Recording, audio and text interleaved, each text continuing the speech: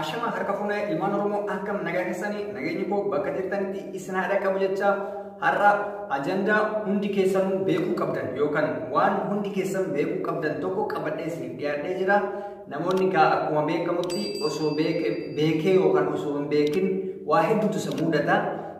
Walumaa galatti irra wanti irra haasa'uuf yookaan irra dubbachuuf deemnu maal inni yoo naan jettan yeroo ammaa kanatti sababa dhibee kanaatiin wal qabatee obboleettiin keenya tokko ijaazaa baatee bakka dirqama ijaazaan bahuun dirqama waan itti ta'eef yookaan immoo boqonnaa fudhachuun dirqama waan itti ta'eef boqonnaa baatee gaafa boqonnaa baatee jettu mallaqa ofii fudhattee gama mana ishiitti imaltee gaafa mana ishiitti imaltu waan isiin yaadiin tokkotu isa mudate wanti tasuma isiin yaadiin tokko isa mudate innis maal inni waan baay'ee gara nama nyaatudha amma durallee isin himee jira.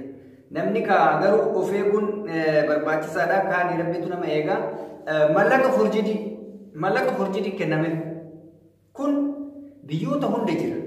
Mallaqa forjidii amma dura mallaqa kamtu orjinaala kamtu forjidiidha irra deddeebi'ee isiniif himee ture. Lakkooftaniituma kaartoonii guurattanii hin galin aadaa abbaa keessanii mucattiin amma dura isinii hime 64 biyya Itoophiyaa gaafa galtu kaartoonii guurattee galte waraqata jechuudha. Mallaquma fakkaataa isa guurattee galte ishiin durillee doolaara gara 900 maal laan jettee doolaara 900 wayi forjidii fudhattee galtee jechuudha. Orjinaaluma fakkaata. An malakata mallaqaa isiniif himee jira amma dura viidiyoo kiyya irratti. Keessattuu yeroo ammaa kana biyya Suudii, biyya Kuwait, biyya Qaatar, Beirut, Bahareen biyyoota adda addaa kana keessatti biyyoota arabaa kamuu keessatti mallaqni forjidiin heddummaatee jira. Sababni inni heddummaatee maal inni? Sababni inni heddummaatee sababa diinagdeen addunyaa kun lafa dha'eef sababa ilmi namaa diinagdeen isaa kufeef jecha namoonni forjidii oomishan kun warroota fudhatu san odoo hin beekin itti kennan jechuudha. Arabummaan baay'een hin beektu mallaqa. Mallaqni garuu forjidii fi orjinaalli malakata mataa ofii danda'e qaba. An isinitti himee jira. Mallaqni orjinaalli gisee akkatti ol qabdu fakkii adda addaa of keessaa qaba. Gisee akkatti ol qabdu mul'atu. Yeroo garuu ifaan keessatti ol qabdu mallattoo adda addaa qaba. Mallaqni forjidiin garuu mallattoo tokkochaan mul'atu. Gubbaa qofa mul'ata akkuma kaanii normaala Oromoo fakkaata garuu gisee akkatti ol qabdu wanni mul'atu wanni addaa hin jiru. Kana sirriitti adda biyya kamiyyuu mallaqa biyya kamiitu doolaara ta'e riyaala ta'e diraama ta'e dinaara ta'e jinee ta'e mallaquma fedhee haa ta'u yuuroo ta'e mallaqni biyya addunyaa kanarra jiru hunduu malakata mataa ofii danda'e qaba. Malakata mataa ofii danda'e qaba. Wantoota adda addaa of keessaa qabachuu yeroo ol qabanii ilaalan ifa keessatti fakkii adda addaa waan adda addaa of keessatti qabata. Isiniif galee amma fakkeenyaaf qoya mallaqa baasee isin agarsiisa. Fakkeenyaaf kun birri 200 biyya kanaati. 200 biyya kanaati. Yeroo akkatti ilaaltan fakkii kanaa fi kana qofa qaba. Yeroo akkana ol qabdan garuu yeroo samitti ol qabdan fakkii namaa waa keessa jira. Lama gubbaa kanarra fakkiin namaa hin jiru. Fakkiin namaa gubbaa kanarra hin jiru. Gisee akkana ol qabdu keessa fakkii namaatu jira. Barreeffama adda addaatu jira. Isiniif galee mallaqni biyya kamiitu haaluma kanaan jechuudha. Kanaaf amma sanuu gisee COVID-19 yookaan gisee dhibee kun heddummaate kanatti hundi keetu lakkii warri biyya miskiinaa lakkii warri biyya waan akkanaan godhu hin hojjetu waan akkasii. Warrummaa keessumaa hin beeku. Namni gariin arabni gariin mallaqa ilaaltu amma yeroo fuutu. Mallaqa gatee fuutu lakkoofteetuma fuudhuu malee hin fattashtu. Ati fattashadhu obboleettiiti. Fattashadhu obboleessatii. Mallaqni forjidiin heddummaatee jira. Biyya an jiru kana keessatti guyyaarraa namni hidhamaa jira. Osoo hin beekin fudhateetuma galee gaafa dukkaana waa bituu deemu. Jarri ilaalti mallaqni kee forjidiidha ka hidhamu moosi. Ka oomisha kabira ka hidhamu si. Carraan ati qabdu amma hundi keetu takka mallaqa sii kennamu ila hanga fedhe madami san hanga fedhe bira ture. Mallaqa kee fattashadhu. Mallaqa kee fattashadhu taanan gaafa ati mallaqa olitti tuulattee galtee mana waan adda addaa bituuf deemtu sammuun keessi maraata. Sitti meetiin jira. Mallaqatti hin qoosina.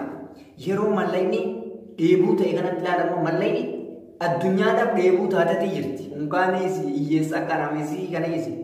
Hiyyeessa rakkataa akka anaafisii kana dhiisa. Warrummaan gurguddaan kaampaana qabu. Dheebotaniitti jiran mallaqa. Diinagdeen isaanii ji'a sadiif kufee jira. Namni ji'a sadii dalayne jechuun diinagdeen isaanii quba warra kaapitaalaan hojjetu. Miskiinaa qalbii isaa miskiinaa marri 5,000 10,000 kumoota muraasan hojjetu kana irra laalina. Kanaaf walumaa galatti hundi keetu keessattuu ijoolleen beeruutii baarii warri doolaaraa keessattuu warri doolaaraa amma warra riyaalatii fi warra yuurootirra warri doolaara fudhatan ijoolleen doolaara fudhatu warri akka ijoollee Masrii ijoollee baareen beeruut olii gadiin kun doolaaraan fayyadamanii mallaqa fi isa qofaa miti ijoolleen bitattullee jirti biyyoota adda addaati. Mallaqa keessan sirriitti ilaala yoo hin beekne nama beeku laachisa. Jarana mallaqni ilaaluun kun waan salphaa isin hundi buuban wanni nama gaafatanii hin jiru badhaan isinii himee jira. Mallaqa tan akkana ol qabii ilaalee yoo isin bakkee adda addaa qabu barra jiruuf keessaa hin qabaanne mallaqni tun forjididha. Mallaqni kamiyyuu jechuudha walaa doolaara takka walaa doolaara 2 doolaara 5 doolaara 10 doolaara 20 doolaara 100 kanatu jira doolaarri jechuudha kan doolaara kanneen jechuudha. Sirriitti ilaaluu qabdan. Riyaallis akkasuma. Birri biyya kamiituu sirriitti ilaaluun barbaachisaadha. Amma obboleettiin teenatuun hedduu rakkattee jirti. Mallaqa guddaa ol fudhadheettee mana baate achitti deebi'uudhaaf warri bilbila jalaa kaasuu hin dandeenye homaa gochuus hin dandeessu. Isiin lammii biyya biraati waan taateef lammii biyyaa waa tokko godhuu hin dandeessu. Garuu biraatiin nutti fiddee dhufte yoo jedhanii mirga guutuu qaban. Maaliif? Abbaa biyyaati nuti miskiina nu beeytanii waa hedduu ta'aa jiru. Namni kun mallaqaaf maraata kun jireenya maraacha amame guyyaa 3-4 Dubaayitti ijoolleen dararamte san Kuweetitti ijoollee dararamte argitanii nama lama keessaa maraata. Nama lamatu qalbii ofii dhabe. Sababa dararaa saniitiif sababa rakkoo saniitiif qalbiin isaanii ni shawwadamte yookaan ni maraatan jechuudha. Rabbi isaan haa fayyisu. Har'a inni malannatti fakkaata jarrillee kanaaf obboleeyyan tiyya hundi keessanuu yoo biyya galtanis yoo mana ijaazaa galtanis yoo damooza fudhattanis wanti isin godhuudha qabdan mallaqa keessan fattashadha. Kun dhaamsa obbolummaati. Yaa reedii mallaqa forjidii fudhadhee yaa abbaa kiyya mallaqa forjidii naa kennanii yaa harmee kiyya mallaqa forjidii naa kennanii yaa fira kiyya forjidii naa kennan jechuurra dursitee laallachuun waan keetti. Kun immoo gorsa obbolummaati malee namni waan akkanaa itti wal jaalatu hin jiru. Namoonni tokko tokko kan immoo ajandaa godhattee kana maalii jettee jechuu danda'a. Namni sammuu hin qabne ni jira. Namni akka waan ofii isaati gartee mallaqa kan oomishetti of laalu. Gartee nama mallaqa oomishe of fakkeessee of akkaabadee of laalu tokko tokko argee haasa'a jedha. Guyyaa tokko rabbi sirra geessisa. Hin tuffatin jecha ana siifatti baasu tana hin tuffatin hojiirra oolfadhu. Ani mataa keetii fi mataa kiyyaati. Yoo ati jiraatte na fayyadda malee yoo ati kasaarte maana angootu. Osoo nama guyyaa tokko rakkadhee ati Oromoodha waan ta'eef na gargaaruu dandeessa. Kana gargaaruu dandeessu immoo yoo qabaatte yoo mootu waan siin jedhatan hojiirra oolfatte malee yoo qabaanne maal na gargaartaatu gargaarsa feeta. Kana wanni isin hubatuu qabdan. Namni tokko yoo nama gorsu mataa keetii si gorsa moo ofiifi? Anamma ofiifis isin gorsa mataa keessaniifis isin gorsa. Maaliif? Yoo nani jiraadhe isin fayyada yoo isin jiraattan na fayyaddan. Challenge jedha kun gartee wal fayyadu give in the take waan jedhan kennanii fudhatu gartee sabtooma qaban. Isa kana jechuun harkaan mallaqa olii qoxoranii olii deebisuu osoo hin taane yaadaan si kenne kan hojiirra oolfattee atis guyyaa tokko yookaan yaada naa kennita yookaan humna naa kennita waan wayii naa goota jechuudha. Bar Oromummaan qofti yookaan namummaan qofti waan baay'ee olii godha. Namni kun yoo jiraate olii godha malee bar yoo du'ee fi yoo rakkate homaa olii godhu yoo wal cinqe malee amma nama rakkate laala. Yoo si cinqe malee waa siin godhu. Atillee yoo rakkataa taate akkasuma. Garuu yoo qabaatte yookaan yoo jiraatte fayyaa qabaatte waan baay'ee naa godhuu dandeessa. Humnaan na gargaaruu dandeessa, maallaqaan na gargaaruu dandeessa, yaadaan na gargaaruu dandeessa, waa hedduun jechuudha. Kanaaf gorsi baay'ee filatamaadha. Ani kanarraa ka'eetiniin waan obboleettiitti yenaa himte kana guutuu keessa walitti qabee dubbadhe akka biyya hunda jirutti. Ani kan naa himame Su'uudiirraa. Mallayni kan Su'uuditti intaloon nyaatamte.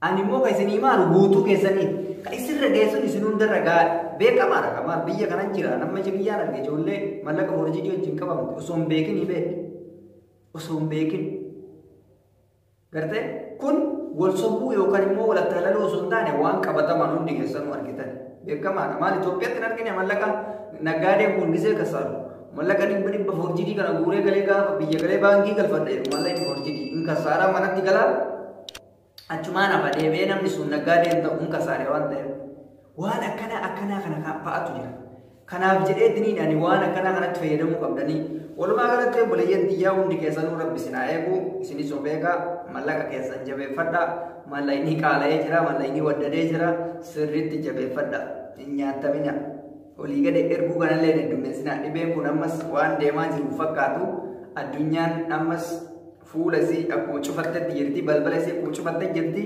of jajjabeessa rakkoon ijoollee Kuweet irra geessuun akka isin irra geenne rakkoon ijoollee Beerut irra geessuun akka isin irra geenne sirritti dalagadhaa of qabaa ijaazaa jettanii olii gadi niyyina boqonnaa biyya gallettanii niyyina mallayni isinii ta'e taanaan dalagaan isinii ta'e taanaan dalagadhaa maaltu isinii yisiise gisee rakkinaati waan ta'eef har'aaf dhaamsan isinii qabu kana fakkaata hanga isin waliin ture reedii aadam tiyuub namoonni haaraa taatan chaanaalii kiyyaa sabskiraayib gochuun irraanfatina namoonni mootuu daambanyaa kiyya yookaan kastamarii kiyya yookaan hiriyoota kiyya taatan laayik gochuu hin irraanfatina gama dhumaati irratti sheer yoo isinitti tole hiriyoota keessatti gama messenjeriitiin gama waasaappiitiin gama adda addaatiin sheer yoo gootan anas fayyadanii ofis maatii keessanis hiriyaa keessanis fayyadanii galatooma turtina